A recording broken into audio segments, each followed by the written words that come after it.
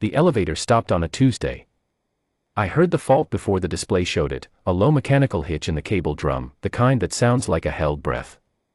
I'd been up on 19 since 6 o'clock, replacing a condenser relay in the northeast HVAC chase, and when the board in the service corridor threw the amber fault code at 8:47 p.m., I already had my tools out and my radio keyed to building ops. Everybody else had cleared the tower by 7. Everybody except her. I didn't know that yet. I called down to the lobby desk, confirmed the fault, logged a manual override on the secondary shaft, and went back to the condenser. The rain had started sometime around 8, a hard, driving rain that came sideways off the river and made the tower groan at its seams in a way that newer buildings don't. I liked that sound. It meant the old girl was still talking. I heard her before I saw her. Heels on the concrete floor of the service corridor, quick and certain, and then they stopped. I stepped out of the chase, and there she was at the elevator doors, pressing the call button a second time, then a third, the way people do when they already know it won't work. Elena Marsh, CEO of Alderman Holdings. I knew who she was the way any man in my position knows the person whose name is on the building, not personally, not really. I'd seen her in the lobby 100 times. She always walked like she had somewhere more important to be than wherever she was standing. She turned and saw me, and for a half second I watched her recalibrate. The maintenance uniform, the tool belt, the condenser grease on my left forearm. "The elevator's down," she said. "Yes, ma'am." "Fault in the primary cable drum. I've got the secondary locked out for safety until I can confirm the load break." "How long?" It wasn't a question. It was the way she said everything, I'd learn later, declarative, like the world organized itself around her schedule because it mostly did. "Couple of hours at best," I said. "The stairwell is clear. It's 19 flights, but it's dry and it's lit." She looked at the stairwell door the way a person looks at a thing they're going to do and are not happy about. Then she looked at her phone. Then back at me. "Is there somewhere up here that isn't a concrete hallway?" I thought about it. "There's the maintenance break room. End of the corridor. It's not much, but it's got a chair and it's warm." She nodded once, and followed me down the hall.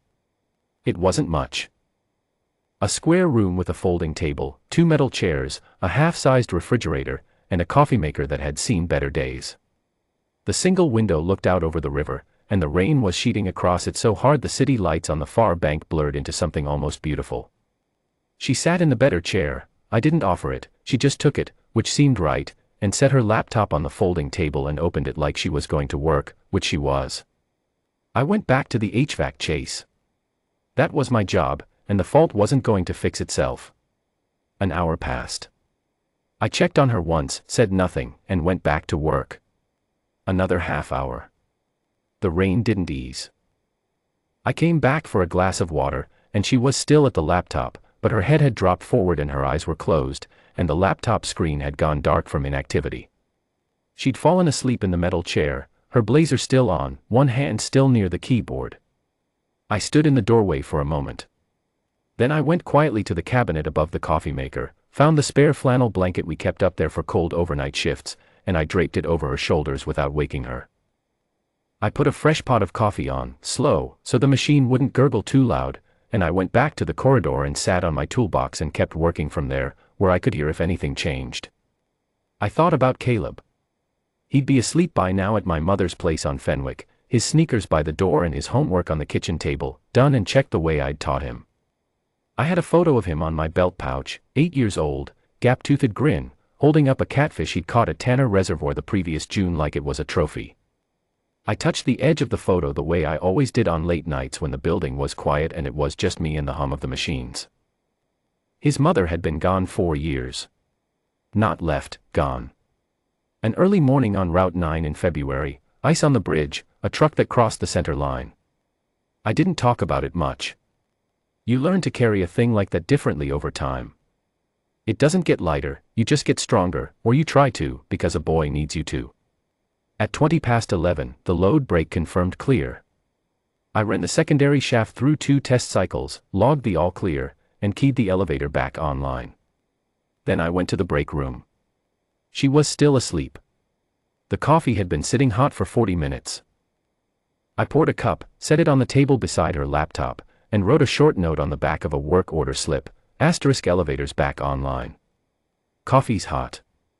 Take care, ma'am, *. I signed it the way I signed everything, just my first name, the way my mother taught me. Then I folded my toolbox handles down, shouldered my bag, and walked to the elevator. I didn't hear her wake up. She found me the next morning. I was in the lobby at 7:15, replacing a ballast in the left bank of ceiling fixtures, and I heard the heels on the marble and looked down from the ladder, and she was standing below me with a coffee in each hand. I didn't know your last name, she said. I checked the maintenance log. Dan Hollis, I said. She held up one of the coffees. I climbed down and took it. You covered me with a blanket, she said. It wasn't an accusation. It wasn't exactly a thank you either. It was the sound of a person who hadn't expected something and was still working out what to do with the fact that it had happened. You were cold, I said. The building runs the HVAC low after 9. She looked at me for a moment. Then she nodded, the same single nod as the night before, and walked to the elevator. I went back up the ladder. That was how it started, if you could call it a start. More like a small door, left ajar. After that, she started saying good morning. Not every day, she wasn't that kind of person, and I didn't need her to be. But maybe twice a week, she'd slow as she passed through the lobby and say something brief, about the weather, about a fixture that was flickering on 12, about nothing in particular. I'd answer the same way, short, honest, to the point. She seemed to like that. Most people in her world, I guessed, didn't talk to her straight. They angled toward her, watching her reaction before they finished their sentence. I didn't have any reason to do that. One Thursday morning in October she stopped at the base of the ladder and said, "The ballast you replaced last month, the one by the north entrance, it's flickering again." I came down. "I'll look at it this afternoon." "I know you will," she said. And then, quieter, "You fixed it the first time and didn't send up a service notification." I only knew because I checked the log again. "That's what logs are for," I said. She almost smiled. I'd learned that almost was the version she gave most of the time. November came in cold. Caleb had a school program on a Friday evening. He was playing the innkeeper in a nativity play, which he thought was the best role because, as he explained to me very seriously over dinner, the innkeeper gets to make the big decision. I sat in the third row of the gymnasium and watched him deliver his 4 lines with the gravity of a man 3 times his age, and I thought, for the 10,000th time, that he was going to be all right. That we both were. I didn't talk about Caleb at work. He was mine, and the things that are most yours, you hold close. The second Saturday in December, I came in for a half shift, a water pressure issue on the 14th floor, and when I came back through the lobby at noon, she was there.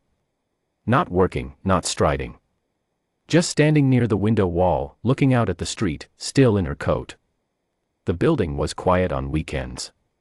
She turned when she heard me, and then she looked past me, and I turned too. Caleb had come with me.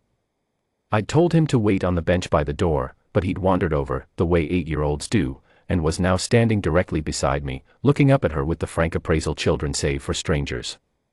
"Hi," he said. She looked at him. Something in her face, the particular guardedness she wore the way other people wore their suits, shifted. Not dropped. Shifted, the way a window shade moves when the wind changes direction. "Hi," she said. "Is this your building?" he asked. "It is," she said. He considered that. "It's really tall," he said. "My dad fixes things in it." "I know," she said. "He's very good at it." Caleb nodded, satisfied, and went back to the bench and picked up the book he'd brought. He'd been reading the same chapter book for 3 weeks, carrying it everywhere, turning the pages with the focused care of someone who knows the story isn't going anywhere and wants to stay inside it a little longer. She watched him for a moment. Then she looked at me, and I saw it, not pity, not curiosity. Something quieter than both. Recognition, maybe. The look of a person who understands what it means to hold something precious and private and not let the world at it. "He's yours," she said. "Yes, ma'am." "How long has it been just the 2 of you?" I told her. 4 years, I said. She was quiet for a moment. Then she said, 5 years for me, and I understood that we were talking about the same kind of thing, and I didn't ask anything further, because she hadn't asked me for more than I'd given. We stood there for a moment in the quiet lobby, the December light coming flat and white through the window wall, Caleb turning a page on his bench. "The note you left," she said. "That night in October. Just your first name." "That's all it needed," I said. She looked at me the way she'd looked at Caleb a minute ago, direct, without the angle. "Do you know," she said, "that you are the first person in 5 years who has done something kind for me and not waited to see what I would do with it?" I didn't have an answer for that, and I didn't try to make one up. I just said, "The coffee was hot. I hope you drank it." She smiled then. "Not almost." The real thing, brief and a little surprised, like it caught her off guard as much as it did me.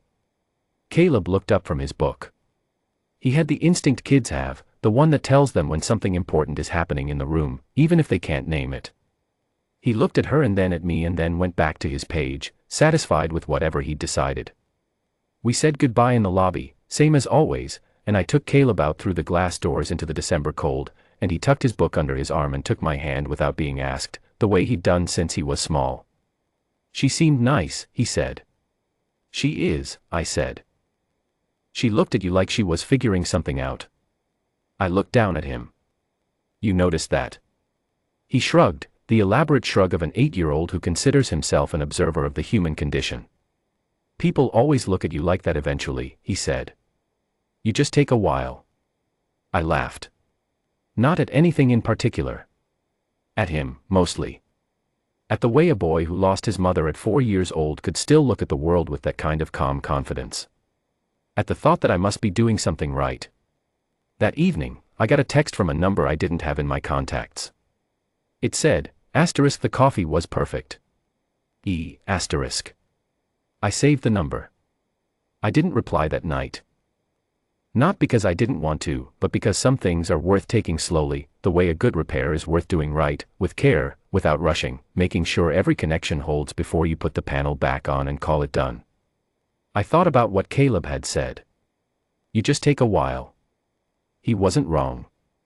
But then, the things worth arriving at usually do. I turned off the lamp and listened to the rain, which had come back around midnight, gentler this time, the kind that settles in and stays, and I thought about a woman who had run a company alone for 5 years and kept the world at the length of her arm, and a flannel blanket on a Tuesday night, and a cup of coffee left beside a dark laptop, and how sometimes the smallest thing is the only thing that can get through. I didn't know what the next chapter looked like. But I knew, the way you know the sound of a machine running true, that the fault had been found, and something had been fixed that neither of us had known was broken. Caleb's photo was on my belt pouch the next morning, same as always. Gap-toothed grin, catfish the size of his arm, the most satisfied look in the world. I put my coffee on, packed my tools, and headed into work.